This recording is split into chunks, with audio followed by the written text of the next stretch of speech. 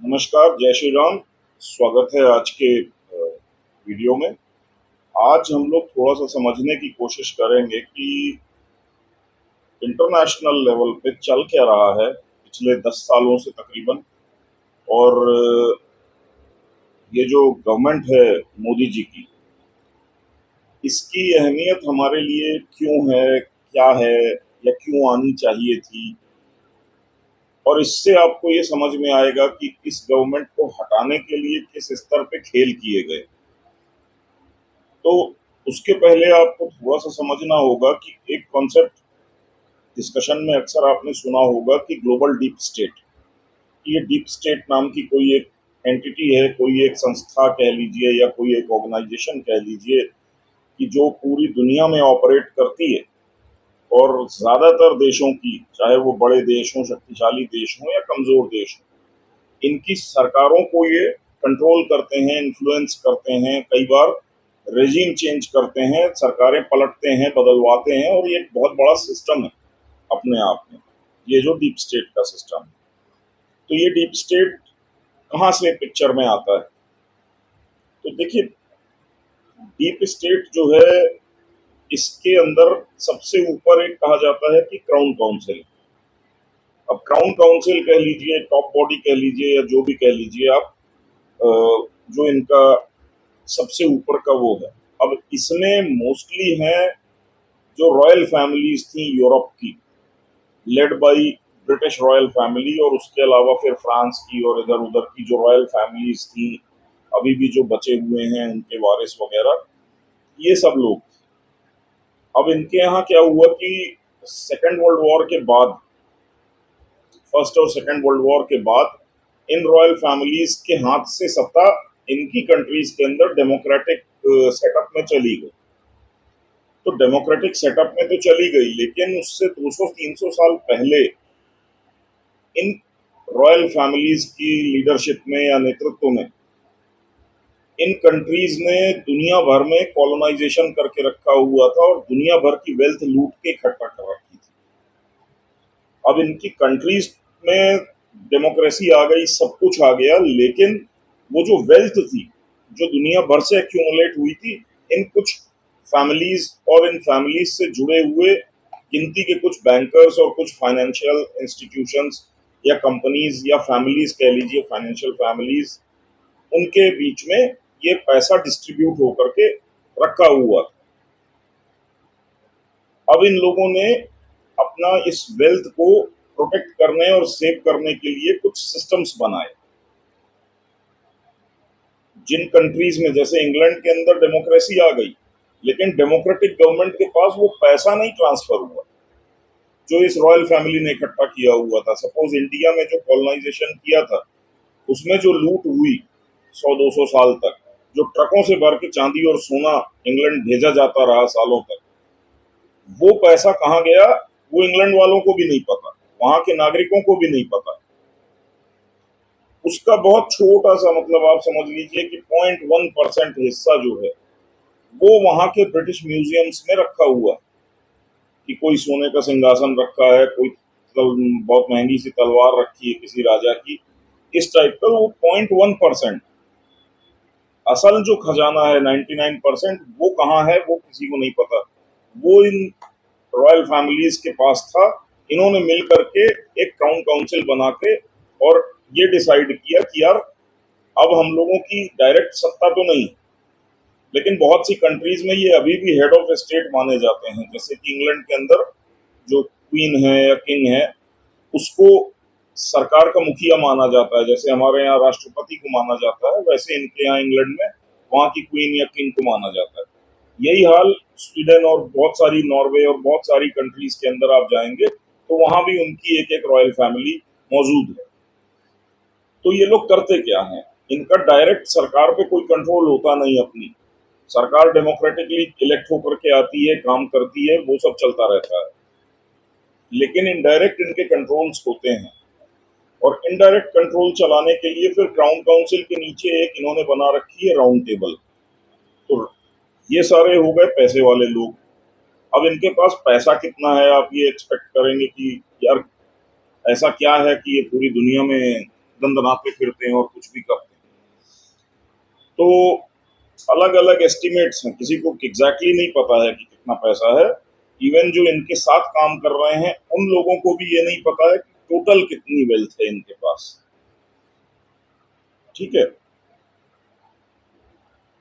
Approximately ये कहा जाता है कि पूरी दुनिया की जीडीपी करीब करीब 100-105 ट्रिलियन डॉलर के आसपास की है। और एस्टिमेट्स बोलते हैं कि इन इस क्राउन काउंसिल की जो है, इसकी वेल्थ अकेले जो है ये 300 से 500 ट्रिलियन डॉलर है। मतलब पूरी दुनिया की जो साल की जीडीपी होती है उसका 3 गुना से 5 गुना पैसा इनके पास अकेले कुछ फैमिलीज के बीच में इकट्ठा है। अब इस पैसे को कंटिन्यूअसली बढ़ाना है, इन्वेस्ट करना है, उससे पैसा जनरेट करना है। दूसरा, इनको आदत पड़ी हुई है दूसरी कंट्रीज को लूट के और उससे पैसा कमाने की। तो अब नए सिस्टम में जहां सारी दुनिया में अब कॉलोनीज तो बची नहीं है, हर कंट्री की अपनी सरकार है, कहीं तानाशाही है, कहीं कोई मिलिट्री डिक्टेटर बैठा है, कहीं पे डेमोक्रेसी चल रही है, कहीं टूटी फूटी डेमोक्रेसी है, कहीं डेमोक्रेसी प्लस मिलिट्री डिक्टेटरशिप का एक कॉम्बिनेशन है। तो अलग अलग टाइप की स्थिति है, लेकिन वहां कहीं पे भी कोई रॉयल फैमिली तो बैठी नहीं है, ना ऐसा है कि कोई फॉरेन पावर डायरेक्ट कंट्रोल कर रहा है किसी कंट्री को। मोस्टली सारी कंट्रीज इंडिपेंडेंट। ऐसी स्थिति में ये पैसा कैसे बनाए? तो नीचे इनके एक राउंड टेबल, उस राउंड टेबल में पहले नंबर पे तो आते हैं उनके जो फाइनेंशियल मैनेजर्स, ये बड़े बड़े इन्वेस्टमेंट बैंकर्स हैं। आपने कुछ के नाम सुने होंगे, ब्लैक रॉक, वैनगार्ड, इस टाइप के बड़े बड़े फंड्स हैं। अब हेज फंड्स और investment funds, investment banking firms, तमाम तरह की कंपनीज वो इनमें आती हैं। तो पैसा इनको दिया जाता है, इनको इस टारगेट के साथ दिया जाता है कि भाई ठीक है, तुमको 5 साल में इसको डबल करके देना है, तुमको 6 साल में इसको डबल करना है, तुम्हें 10 साल में करना है, 50 साल में करना है। अलग अलग लेवल्स पे वो पैसा इन्वेस्टमेंट इनके हाथों में दिया जाता है। अब ये जो इन्वेस्टमेंट बैंकर्स हैं, ये पैसा डुबो ना दें, ये पैसा लेके भाग ना जाएं, आपको ये भी लगेगा। तो क्या करेंगे, क्योंकि कोई गवर्नमेंट डायरेक्ट कंट्रोल में तो है नहीं। तो ये जो नीचे फाइनेंशियल इन्वेस्टमेंट फर्म्स होती हैं, इनकी एक दूसरे में क्रॉस होल्डिंग्स होती हैं। जैसे एक्स नाम की कंपनी है, वो वाई नाम की कंपनी उसके बाजू में बैठती, उस वाई नाम की कंपनी के फंड्स खरीदेगी या उसके थ्रू इन्वेस्ट करेगी। वाई वाली जो है वो एक्स के थ्रू करेगी, ये दोनों मिलकर के जेड के थ्रू करेंगे। तो एक दूसरे का पैसा एक दूसरे में इन्वेस्टेड है। तो कोई एक भागने की कोशिश करेगा तो उसका पैसा दूसरी 2-3 कंपनीज में फंसा हुआ है, वो निकाल के भाग नहीं सकता। ये वाला एक सिस्टम इन्होंने इंटरनली बना के रखा हुआ है। अब ये जो राउंड टेबल है, इसके अंदर फिर दूसरे लेवल पे जो आते हैं वो आते हैं ये इंडस्ट्रियलिस्ट, बिजनेसमैन। इसमें फिर आपके सोरोस जैसे लोग भी हो जाते हैं, इसमें आपके क्या बोलते हैं, बिल गेट्स जैसे लोग भी हो जाते हैं। बिल गेट्स की अगर आप हिस्ट्री पढ़ेंगे तो अचानक आप देखेंगे कि माइक्रोसॉफ्ट नाम की कंपनी बना लेते हैं, अपने घर के गैरेज से इन्होंने कुछ काम शुरू किया होता है और ये अचानक रातों रात बहुत बड़ी कंपनी बना लेते हैं।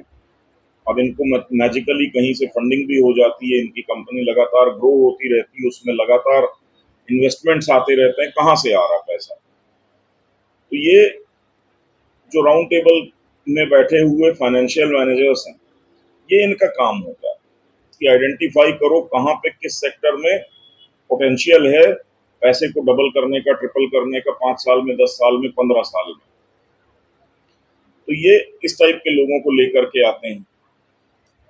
इनके ही पूरे इन्वेस्टमेंट्स जो हैं वो मीडिया कंपनीज में हैं, सब में हैं। जैसा कि कहा जाता है रफली की अराउंड 100-150 कंपनीज हैं, कॉरपोरेशंस हैं जो क्रॉस होल्डिंग्स में इधर उधर दुनिया भर के मीडिया को ओन करती हैं। मतलब सारी दुनिया की जो मीडिया है मैक्सिमम 90%, 99%, वो सारी मीडिया कंपनीज बड़ी बड़ी अमेरिका से लेकर के या ऑस्ट्रेलिया से लेकर के, अगर आप उनके ओनरशिप पैटर्न्स देखेंगे, उनकी शेयर होल्डिंग देखेंगे, तो वो घूम फिर के इन्हीं के बीच में आती है। तो ये पूरा वर्ल्ड मीडिया को, उसमें मूवी इंडस्ट्री की जो बड़ी बड़ी, जैसे डिज्नी हो गई, वार्नर ब्रदर्स हो गई, 20th सेंचुरी फॉक्स हो गई अमेरिका की, हॉलीवुड की, इन सब की जो ओनरशिप है, इनमें जो इन्वेस्टमेंट्स है, जो पैसे लगे हैं, वो ये लोग कंट्रोल करते हैं। ऐसे ही जो ग्रैमी अवार्ड्स वगैरह रन करने वाली कंपनीज हैं, वो ये लोग ओन करते हैं। तो पूरी एंटरटेनमेंट इंडस्ट्री ये कंट्रोल करते हैं, पूरी स्पोर्ट्स इंडस्ट्री ये कंट्रोल करते हैं, और यहाँ से ये प्रोग्राम करते हैं लोगों के माइंड को, उनके ब्रेन को। मूवीज के थ्रू ये पेडल करते हैं अलग अलग नैरेटिव्स। ठीक है, आपको अब समझ में आ रहा होगा कि इंडिया के अंदर भी क्यों ऐसा होता है कि एक लेफ्टिस्ट नैरेटिव चलाना शुरू कर दिया जाता है 60s और 70s में, जहाँ पे कि जो फैक्ट्री का मालिक है वो विलेन होता है, और जो फैक्ट्री का एक वर्कर होता है वो बड़ा क्रांतिकारी बन के हड़ताल बिड़ताल करके और मालिक से लड़ता है और झगड़ता है, सब करता है, दुनिया भर की चीजें। एक एंटी कैपिटलिस्ट नैरेटिव चलाने की कोशिश भारत के अंदर, क्योंकि वो नहीं चाहते थे कि भारत इमर्ज हो कैपिटलिज्म के थ्रू और बड़ी एक इकोनॉमी बने। तो यहाँ पे एक लेफ्टिस्ट एजेंडा चला चला करके लोगों के दिमाग में पैसे वाला जो तबका है, जो कैपिटलिस्ट हैं, बिजनेस ओनर्स हैं, उनकी उनको आम जनता की नजर में एक विलन बना करके खड़ा कर दिया, और पब्लिक के दिमाग में ये डाल दिया कि तुम ग्रेजुएशन करो, नौकरी करो, चुपचाप एक जॉब ढूंढो, और कैपिटलिज्म बड़ी गंदी चीज है। जो पैसे वाले लोग होते हैं, बहुत बुरे लोग होते हैं, वो गरीबों का एक्सप्लॉयटेशन करते हैं, XYZ। खैर, आते हैं वापस। तो ये राउंड टेबल जो है, अब आपको समझ में आया कि ये पूरा फाइनेंशियल मैनेजमेंट करती है क्राउन काउंसिल के लिए। उसके नीचे आते हैं ये तमाम तरह के बिजनेसमैन, इंडस्ट्रियलिस्ट। इसमें एक बहुत बड़ा इनको तबका मिला हुआ है सॉफ्टवेयर इंडस्ट्री का, क्योंकि सॉफ्टवेयर इंडस्ट्री में इन लोगों ने देखा कि यार इसमें तो बड़ी जल्दी गेम हो, डबल पैसा करने का गेम होता है। आज आप 100 मिलियन लगा करके कोई कंपनी खड़ी कर दो, और उसके बाद उसकी उल्टी सीधी रिपोर्ट्स छाप छाप के कि अरे बहुत तगड़ा सॉफ्टवेयर बन गया है जी, दुनिया बदल जाएगी इससे, ऐसा हो जाएगा, वैसा हो जाएगा, और वो $100 मिलियन यूज कर करके वैल्यूएशंस को बुक्स पे पंप कर दिया जाता है। ऐसा करते करते 2 साल 3 साल के अंदर उस 100 मिलियन डाल डाल के उस कंपनी की वैल्यूएशन को 1,000 मिलियन का दिखा करके $1 बिलियन कंपनी बना दिया जाता है। उसके बाद उसको धीरे से स्टॉक मार्केट में लिस्ट कर दिया जाता है। अब स्टॉक मार्केट में उसका शेयर प्राइस इतना ओवर सब्सक्राइब होता है, पब्लिक खरीद लेती है, क्योंकि हाइप बनी हुई है, अरे बहुत शानदार कंपनी है, बहुत बड़ा सा ऑफिस है, ऐसा है वैसा है, और वो जो $1 बिलियन की कंपनी बन जाती है, उसमें एक्चुअली इनके $300-400 मिलियन लगे हुए हैं, और वो $1,000 मिलियन या $1 बिलियन की कंपनी बन गई। उसका मान लीजिए 40% शेयर इन्होंने मार्केट में बेच दिया। वो 40% जब ओवर सब्सक्राइब होकर बिकता है, तो वो $2 बिलियन $3 बिलियन इनको स्टॉक मार्केट से वापस आ जाता है, और उसमें से फिर ये पैसा निकाल लेते हैं अपना। जो 300 मिलियन ओरिजिनल था, प्लस 300 और 600 निकाल करके बैठ गए, प्लस उस कंपनी में 60% शेयर अभी भी बचा हुआ है। फिर इस कंपनी में थोड़ा बहुत पैसा डाल डूल करके उसको हाइप बना के रखते हैं, और फिर अपना ये 60% जो है ये धीरे धीरे बेचते हैं। तो अल्टीमेटली होता क्या है, ओरिजिनल इन्वेस्टमेंट इनका 300 मिलियन का था, और ये 10 साल के पीरियड में 3 से 4 बार ये $300 मिलियन निकाल चुके होते हैं उस कंपनी से। और उसके बाद धीरे से जब ये कंपनी की प्रॉफिटेबिलिटी वीक वीक होने लगती है, तो पता चलता है वो मर्जर में किसी दूसरी कंपनी ने कर लिया, या किसी इस कंपनी का जो प्रोडक्ट है या सर्विसेज हैं या सॉफ्टवेयर है, कुछ भी है, अगर सही चल रहा है तो फिर ये शेयर प्राइसेस गिरने लगते हैं, तो ये एक बाईबैक का झुंझुना डाल देते हैं कि इस प्राइस पे हम बाईबैक कर लेंगे। वो फिर से स्टॉक मार्केट में कंपनी अपग्रेड हो जाती है, उसके वैल्यूएशन ऊपर हो जाते हैं कि अरे कंपनी बाईबैक कर रही है, मतलब कुछ सॉलिड प्रॉफिटेबिलिटी है कंपनी की, शेयर खरीदो इसकी, कंपनी खुद खरीद रही है। तो इस टाइप के खेल खेलते रहते हैं ये लोग। तो ये हो गया थर्ड लेयर, जो मतलब बिजनेस एंटरप्रेन्योर्स हैं, इनको पैसा मिल रहा है ऊपर से। ठीक है, अब जैसे क्राउन काउंसिल ने अपने फंड मैनेजर्स को पैसे दिए, भाई ये लो $2 ट्रिलियन, है ना, 3 फंड मैनेजर है, तीनों को $2 ट्रिलियन बांट दिए। अब जाओ इसको 10 साल में डबल करके लाओ। अब इन फंड मैनेजर्स ने वो 2-2 ट्रिलियन लेके बैठे हैं। उन्होंने, एक ने माइक्रोसॉफ्ट को पकड़ा, एक ने गूगल पकड़ लिया, एक ने कुछ XYZ पकड़ लिया, और या अब तो वेंचर कैपिटल फर्म बना ली इन लोगों ने। तो वो इंडिया में जैसे बहुत सारी सॉफ्टवेयर कंपनीज हैं फालतू की, उनको पैसा देना शुरू कर दिया, और ये खेल खेलना शुरू कर दिया सॉफ्टवेयर। अब इनको 10 साल में 2 ट्रिलियन का 4 करके देना है।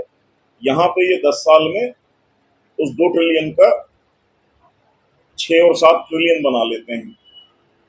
4 देना है, 6 और 7 नहीं तो 5 तो बना ही लेते हैं। 1 ट्रिलियन तो ये कमा लेते हैं ऊपर फंड मैनेजर, सिर्फ इस उठापटक में।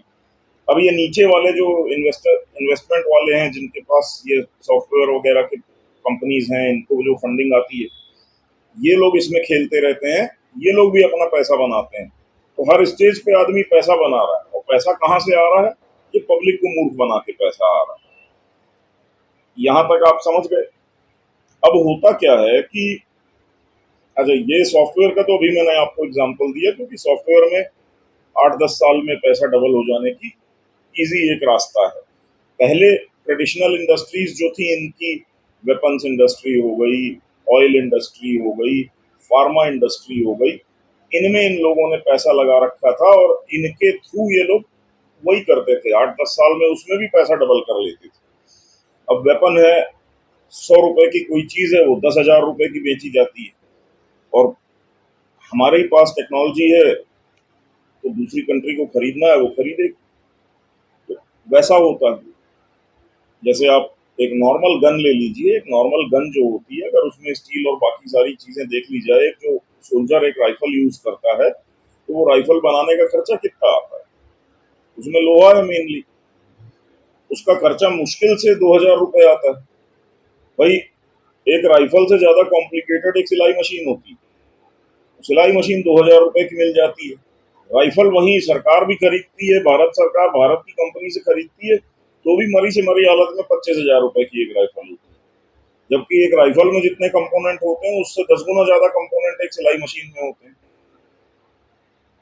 तो खुद आप उसको समझने की कोशिश करिए। 2,000-2,500 रुपए की चीज है, उसको 20,000-25,000 में बेचा जा रहा है। तो ये वेपन इंडस्ट्री में ये करते थे।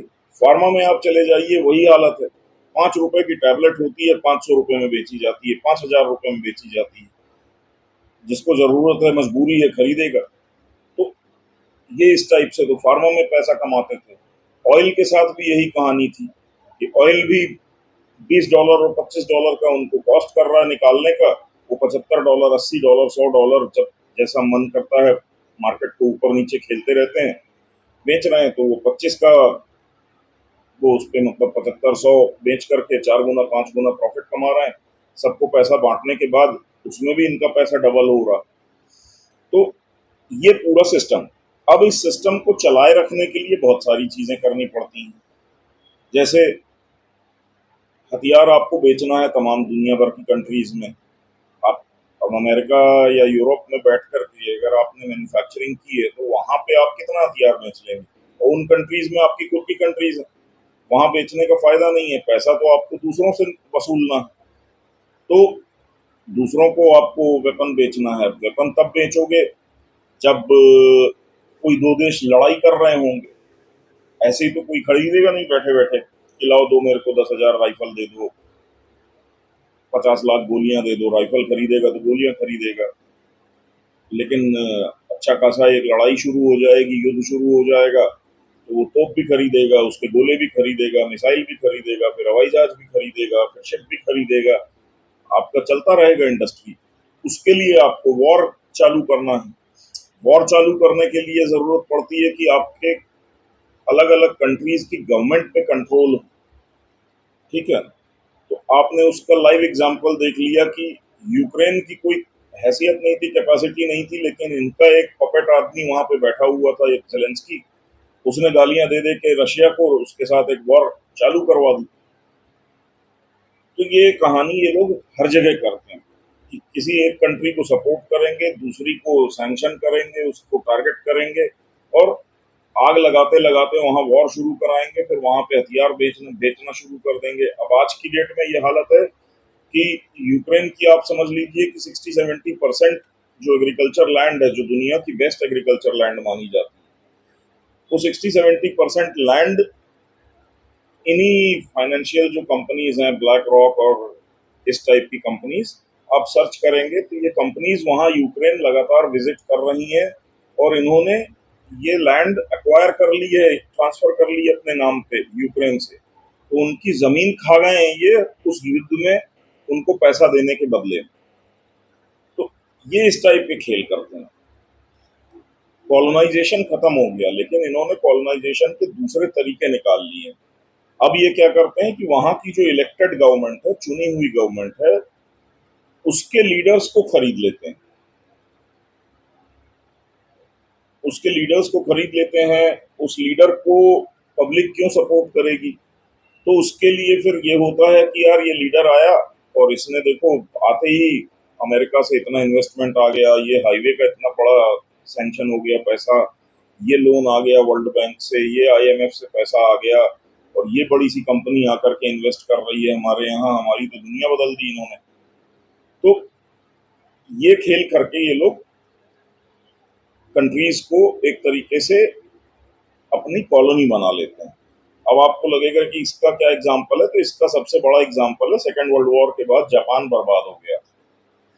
जापान को कुछ ऐसे समझौतों में घुसाया गया कि जहां जापान ना अपनी आर्मी रखेगा, ना अपनी सिक्योरिटी के लिए कुछ करेगा, उसके कॉन्स्टिट्यूशन का पूरा ड्राफ्ट आप समझ लीजिए कि अमेरिका ने बनाया।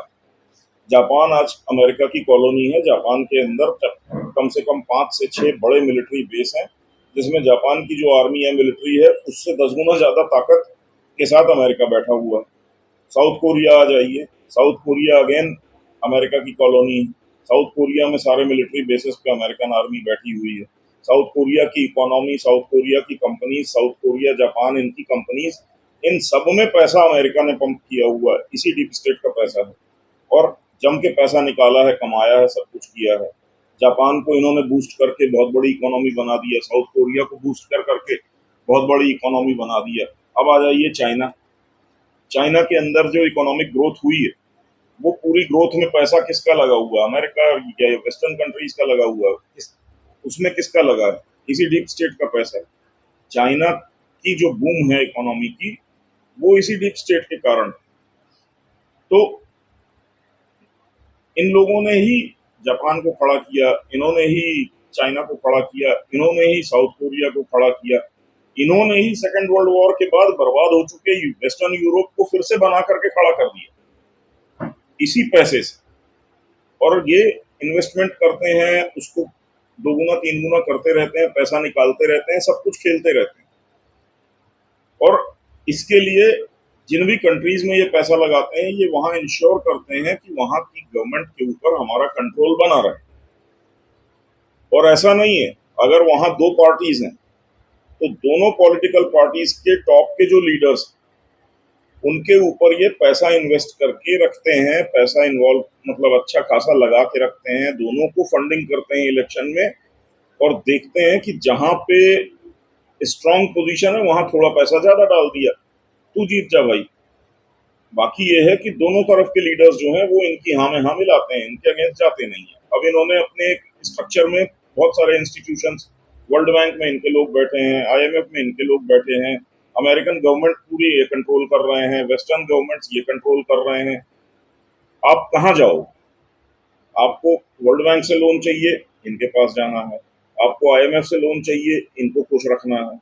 इनकी जो कंपनीज आपके यहाँ इन्वेस्ट कर रही हैं उनको पूरी छूट चाहिए, जैसा चाहिए वैसा। अब जैसे यहाँ पे हमारी क्या पोजीशन बनती है, तो हमारी पोजीशन ऐसी बनती है कि इंडिया एक विचित्र कंट्री बन के उभर गया। इन्होंने कभी इंडिया पे बहुत ज्यादा पैसा वैसा लगाया नहीं, कोई मेहनत की नहीं, उसके बाद इंडिया अपनी इकोनॉमी को लेकर के आगे बढ़ता चला गया। और ये खौफ इनको 200 साल से था कि इंडिया हमेशा से एक पावरफुल इकोनॉमी रहा है और जिस दिन इसके हाथ खुलेंगे ये फिर पावरफुल बन जाएगा, क्योंकि इंडिया की डिजाइन ही कुछ इस तरीके की। इसको मतलब देवभूमि ऐसे ही नहीं बोलते। आप यहाँ पे एक सही राजा आकर के बैठ जाए, ये देश अपने आप सोने की चिड़िया बन जाता है। इसकी कुछ खासियत ही कुछ ऐसी है। तो ये बनने लगा। अब इनको लगने लगा कि यार इसको थोड़ा कंट्रोल करो, कर्ब करो किसी तरीके से। तो बहुत सारी कोशिशें की गई।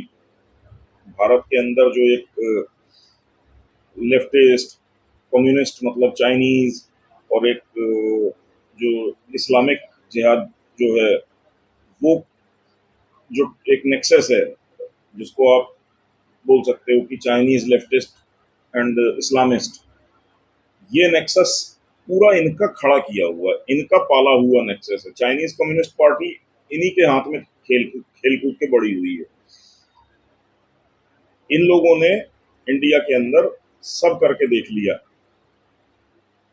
उस समय ये हुआ कि हम 2014 में, अच्छा 2004 पे आते हैं तो वाजपेयी गवर्नमेंट थी। वाजपेयी साहब जो थे वो इस डीप स्टेट से बहुत ज्यादा इन्वॉल्व नहीं थे। वो थोड़ा नेशनलिस्ट आदमी थे, वो इनकी सुनते नहीं थे। तो 2004 में वाजपेयी गवर्नमेंट ने बहुत अच्छा काम किया, हाईवेज वगैरह बिल्ड करने शुरू किए, सब कुछ किया एंड एक पॉजिटिव माहौल था।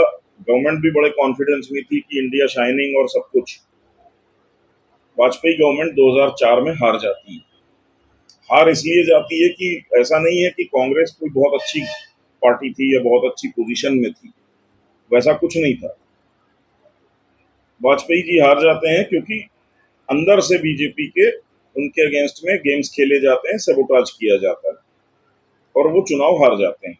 और इधर अपोजिशन का भी एक हंग पार्लियामेंट आता है जिसमें थोड़ी सी सीटें इनकी कांग्रेस की ज्यादा आती हैं। उनको पैसा दे दुआ करके कोलिशन बना करके और मनमोहन सिंह को प्राइम मिनिस्टर बना दिया जाता है। और आप पता कर लीजिए, किसी से पूछ लीजिए, मनमोहन सिंह को प्राइम मिनिस्टर बनाने के लिए अमेरिका से डायरेक्ट फोन आया था सोनिया गांधी के पास कि प्राइम मिनिस्टर इनको बनाना। वो बन जाते हैं। अब 10 साल वो गवर्नमेंट चल जाती है। उसके बाद ये रियलाइज करते हैं कि यार ये गवर्नमेंट जो है वो इतनी नालायक और नकारा रही है, करप्शन के इतने बखेड़े खड़े हुए हैं इनके पीछे कि ये अब पावर में नहीं आएंगे। अब पावर में नहीं आएंगे तो बीजेपी पावर में आएगी, और बीजेपी के अंदर उनको प्रॉब्लम ये है कि 70-80% जो टॉप के लीडर्स हैं वो उनका इनके साथ कोई राबता नहीं, कनेक्शन नहीं। बीजेपी में ऐसा नहीं कि सब दूध के धुले हैं। 20-30% ऐसे लोग हैं जो बिकाऊ हैं और बिके हुए, कॉम्प्रोमाइज्ड हैं। लेकिन 70-60% लोग उस लेवल के नहीं है कि वो वहां पे इंटरनेशनल लेवल पे साठ गांठ करके बैठे हैं। आपने भी देखा होगा कि 90% मतलब बीजेपी के नेता जो हैं वो बहुत ज्यादा कोई फॉरेन ट्रिप्स नहीं करते हैं अपनी कैपेसिटी में, और ना वो बाहर जाकर के, कोई नेता चला भी जाता है तो वो अपनी फैमिली के साथ जाता है, एज ए टूरिस्ट घूम घाम के वापस आ जाता है। कांग्रेस के नेताओं की तरह के नहीं होते हैं कि वो वहां, मान लीजिए अमेरिका गए हैं तो वहां उनके 4 सांसदों से मिल रहे हैं और इस ऑफिसर से या फलाने सेक्रेटरी से या उससे उससे मिल रहे हैं। चाइना गए हैं तो वहां के पॉलिटिकल लीडर्स से मिल रहे हैं। ये सब भाजपा के नेता नहीं करते हैं। 90% की तो मैं बात कर रहा हूँ, बाकी होंगे 8-10%, मैं उसकी बात नहीं कर रहा। तो बीजेपी को ये चाहते नहीं थे कि बीजेपी पावर में आए, तो करें क्या। तो इन्होंने देखा कि कांग्रेस तो 10 साल कांग्रेस की गाड़ी चल चुकी है, अब उसको दोबारा लाया नहीं जा सकता। बीजेपी अगली उम्मीदवार है क्योंकि नेक्स्ट पार्टी वही है और कोई चॉइस नहीं पब्लिक के पास। तो बोले एक चॉइस खड़ी खड़ी कर देते हैं। तो इन्होंने ये मफलर वाले आदमी को फांसते हुए छोड़ दिया कि अब, लेकिन ये मफलर वाले को कैसे आगे लाएं, शक्ल से चोर लगता है। तो इन्होंने वो अन्ना जी को लेकर के आए, उनको भाड़े का सैनिक बना करके लाए और उनके नाम पे एक आंदोलन खड़ा किया। और आंदोलन, अब इंडिया बहुत डाइवर्स कंट्री है, हर स्टेट की अपनी अलग कहानी है, अपना अलग मिजाज है, अलग भाषा है, अलग टेम्परामेंट है, अलग फूड है, सब कुछ अलग है। तो कोई कॉमन चीज ढूंढो, तो कॉमन चीज होती है करप्शन। भाई वो आप केरल में जाओ और बोलो बहुत भ्रष्टाचार है, बहुत करप्शन है जी, वहां का आदमी भी आपके साथ हाँ जी हाँ जी बहुत करप्शन है, सरकार बिल्कुल चोर है, ये है वो है। तो केरल वाला भी बोलेगा, कश्मीर वाला भी बोलेगा, बंगाल वाला भी बोलेगा, गुजरात वाला भी बोले। तो करप्शन एक कॉमन फैक्टर इन्होंने पकड़ा और इंडिया अगेंस्ट करप्शन करके एक मूवमेंट खड़ा करवाई और उसको खूब फंडिंग करी और सब पैसा लगाया। पूरी मीडिया जो इनके हाथ में रहती है वो सुबह से शाम तक, आपको उस समय का ध्यान होगा तो आप 9 बजे सुबह टीवी खोलिए और अन्ना हजारे क्या रामलीला मैदान पे बोल रहे हैं, वो पूरे दिन लाइव चलता था इंडिया अगेंस्ट करप्शन। और वो करते करते इन्होंने अरविंद केजरीवाल को बहुत बिल्डअप तो कर दिए, लेकिन वहां पे बीजेपी जो है उसने पैरेलल एंटी करप्शन का नैरेटिव बड़े अच्छे से उठाया। और बीजेपी के पास क्योंकि पूरे इंडिया में कैडर बेस्ड और पार्टी और सब कुछ स्ट्रक्चर था, संगठन था, और बीजेपी ने नरेंद्र मोदी को अपना कैंडिडेट प्रोजेक्ट कर दिया। अब नरेंद्र मोदी की एक हार्ड वर्किंग और क्लीन इमेज थी और गुजरात का एक मॉडल था उनके पास दिखाने के लिए डेवलपमेंट का। तो इनका ये अरविंद केजरीवाल वाला गेम जो है वो फ्लॉप हो गया। नरेंद्र मोदी जीत के आ गए। अच्छा, जीत के आने के बाद नरेंद्र मोदी ने अपना हार्डवर्क जारी रखा, सब कुछ किया, और इंडिया की जो नेचुरल कैपेसिटी है बिजनेस की, जो मतलब हमारे खून में है, डीएनए में है हजारों साल से, उसको पर लग गए मोदी की बिजनेस फ्रेंडली पॉलिसीज के कारण, इंफ्रास्ट्रक्चर बिल्डिंग के कारण। नए पोर्ट्स बनने लगे, हाईवेज बनने लगे, छोटे छोटे शहर 4 लेन हाईवे से कनेक्ट होने लगे, तो छोटे छोटे शहरों के व्यापारियों को अपना माल इधर उधर करने के लिए एक अच्छा इंफ्रास्ट्रक्चर मिलने लगा। सब कुछ होने लगा। धीरे धीरे 10 सालों में इंडिया एक पावरफुल पोजीशन पे इमर्ज होके आ गया। अब इनको लगने लगा कि यार, हमने जिन जिन कंट्रीज में पैसा लगाकर, जिन जिन कंट्रीज को हमने खड़ा किया था, आप जापान ले लो, कोरिया, साउथ कोरिया ले लो, चाइना ले लो, ये इनके 3 इकोनॉमिक पावर हाउसेस थे। फिर फिलीपींस और ये थाईलैंड आइलैंड जो है छुटपुट इस टाइप के भी हैं, बट मेन ये पावर हाउसेस थे। और इधर वेस्टर्न यूरोप में आप यूके ले लीजिए, जर्मनी ले लीजिए, इन सारी इकोनॉमीज का एक तरीके से धुआं निकल चुका था। ये दौड़ते दौड़ते हाफने लगे थे। इनकी जो कॉम्पिटिटिवनेस कह लीजिए, जो होती है कि आप लो कॉस्ट पे मैन्युफैक्चरिंग कर सकें, और लो कॉस्ट मैन्युफैक्चरिंग में भाई स्टील से लेकर के बाकी सारी चीजों के प्राइस तो ऑलमोस्ट वर्ल्ड में एक जैसे ही होते हैं। सबसे बड़ा फैक्टर जो आता है वो आता है लेबर, कि लेबर जहां सस्ती होगी वहां कॉस्ट ऑफ प्रोडक्शन कम हो जाएगी। जमीन जहां सस्ती होगी वहां इजीली फैक्ट्री लगाई जा सकती है। उस दोनों पैरामीटर्स में आप देखें तो जापान हो या कोरिया हो या चाइना भी काफी हद तक, इनके यहाँ धीरे धीरे डेवलपमेंट हुआ तो सैलरीज का लेवल और सब कुछ बढ़ने लगा। ये ऑलमोस्ट वेस्टर्न लेवल पे आ गए। तो इनका वो लो कॉस्ट वाला जो एज था वो ऑलमोस्ट खत्म हो गया।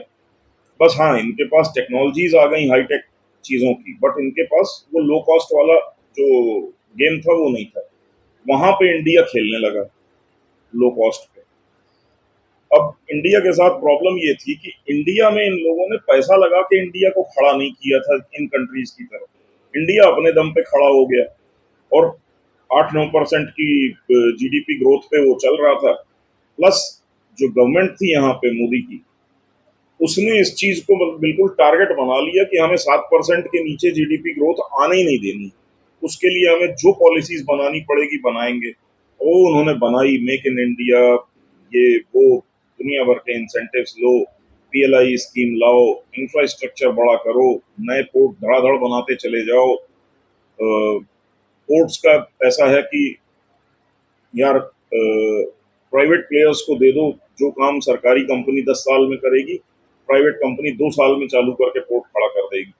तो सारी पॉलिसीज अडॉप्ट करके मोदी गवर्नमेंट ने बहुत एग्रेसिवली काम किया।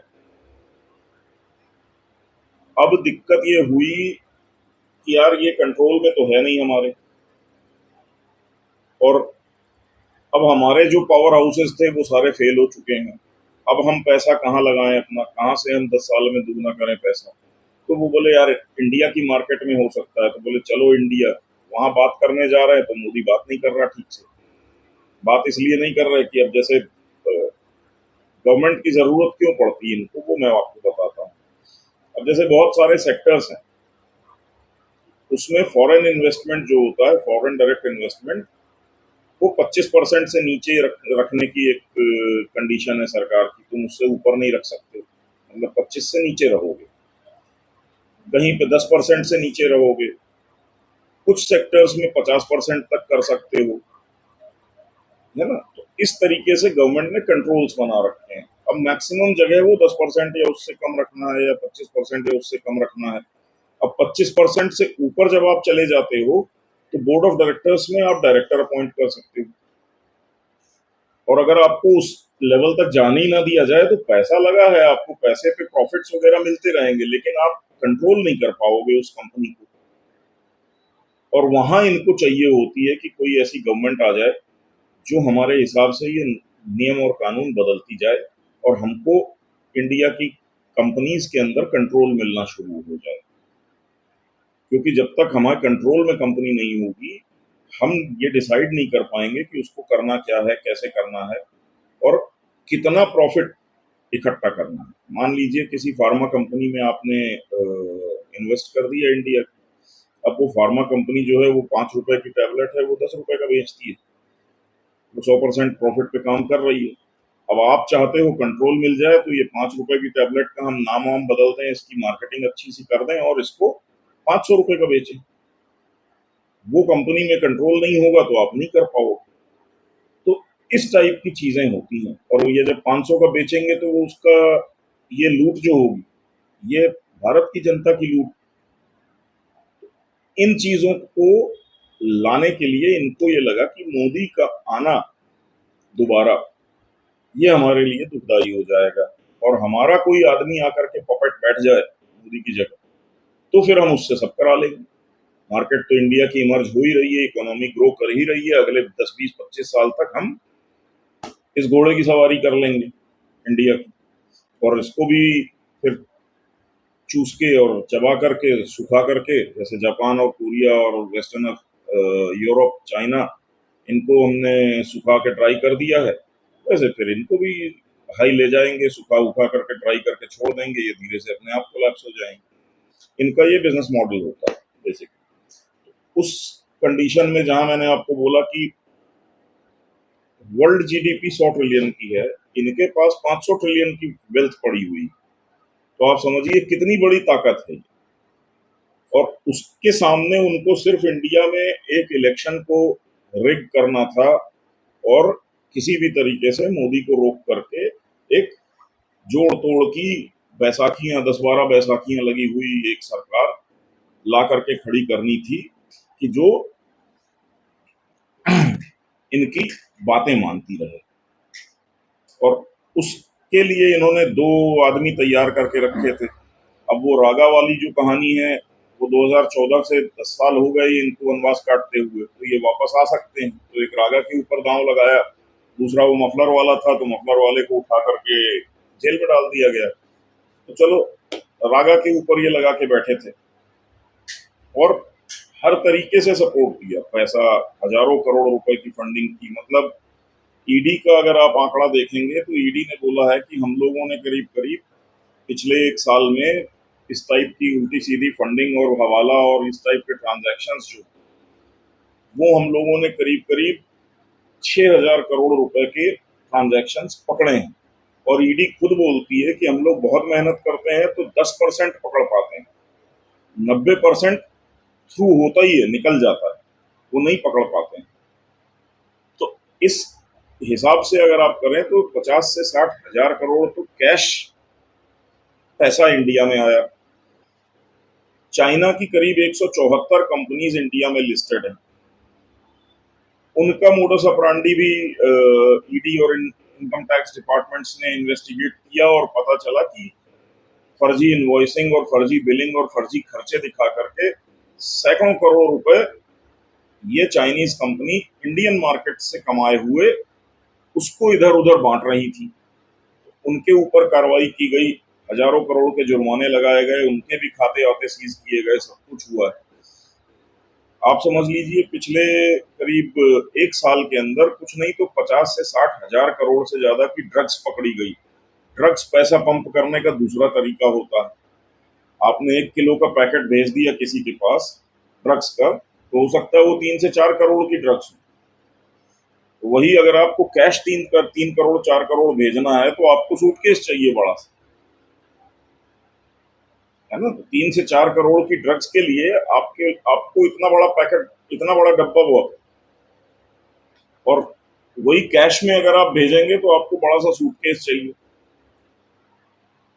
तो ये कहानी, तो ड्रग्स का बहुत सारा पाकिस्तान के थ्रू पंप करने की कोशिश की गई, उसमें से काफी माल पकड़ा गया, लेकिन काफी माल थ्रू हो जाता है, अंदर चला जाता है, और फिर वो ड्रग डीलर्स के हाथ में लगता है। ड्रग डीलर्स माल बेच करके जिसको बोला जाता है उसके पास पैसा पहुंचा देते हैं, और वो फंडिंग में यूज हो जाता है।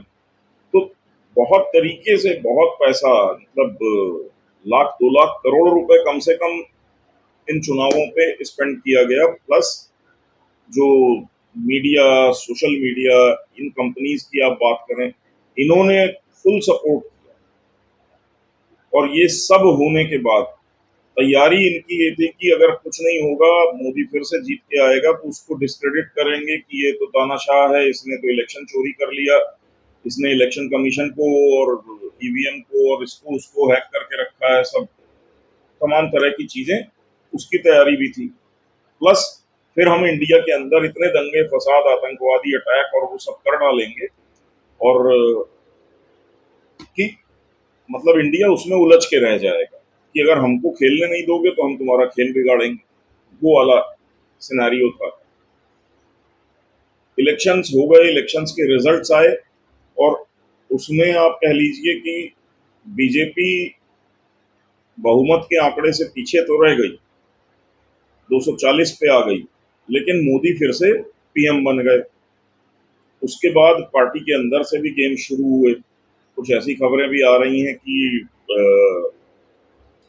बीजेपी की संसदीय दल की मीटिंग होनी थी, और वहां पे एक गेम सेट किया गया कि संसदीय दल में मोदी के अगेंस्ट में कोई दूसरा पीएम उम्मीदवार भी खड़ा करने की बात होगी, कि मोदी, क्योंकि पूरी मेजोरिटी नहीं है, तो दूसरे दल जो हैं वो मोदी को सपोर्ट नहीं करेंगे, इसलिए हम एक दूसरा कैंडिडेट ले आते हैं प्राइम मिनिस्टर का। तो ये तैयारी थी।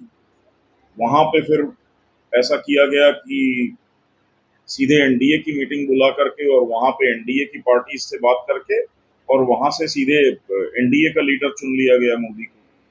वो प्राइम मिनिस्टर बन के आ गए, और वो आना जरूरी था इंडिया के लिए, क्योंकि ये जो पॉलिसी कंटिन्यूएशन चल रहा है, इसके साथ इनका डीप स्टेट से नेगोशिएशंस चल रहे हैं बहुत सारे स्तर पे। मतलब वो बातचीत भी कर रहे हैं, वो अटैक भी कर रहे हैं आपके ऊपर, आप भी उनके ऊपर अटैक कर रहे हैं, प्लस बातचीत कर रहे हैं। आप ऐसे अटैक कर रहे हैं कि आप उनकी ये जितनी फंडिंग और फाइनेंसिंग की एनजीओज और जो भी हवाला हवाला का सिस्टम था, ड्रग्स का सिस्टम था, जैसे जैसे ये पैसा इंडिया में भेजते थे, आप भी उसको कट करते जा रहे हो। जो इनका एक इस्लामिस्ट मसल थी, आपने पीएफआई को क्रैकडाउन करके साफ कर डाला। तो इंडिया भी अपनी तरफ से रिस्पॉन्ड कर रहा है, प्लस इनसे नेगोशिएशंस भी हो रही कि चलो धंधा करना है, कैसे करना है, उस पर बात करते हैं। वो बातचीत भी हो रही है।